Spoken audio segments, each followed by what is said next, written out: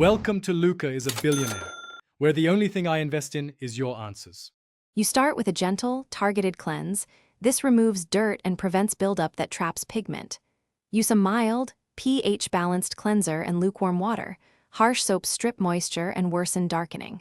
Once done, pat dry and inspect for sensitivity. If you have active irritation, stop and treat inflammation first. Then perform a small patch test of any new product on the inner arm or behind the ear. This early step prevents reactions and readies the skin for lightening actives effectively. Next, focus on controlled exfoliation and targeted actives to reduce pigment. Use a mild chemical exfoliant like glycolic or lactic acid 2 times per week to accelerate cell turnover.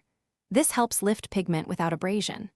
Then incorporate a brightening serum such as niacinamide or a dermatologist-recommended topical. Apply nightly to the area and follow with moisturizer. Make sure to avoid overexfoliation. If stinging occurs, reduce frequency. Also, wear broad-spectrum SPF 30 or higher daily to prevent rebound darkening and protect progress. Finally, maintain a consistent routine and be patient.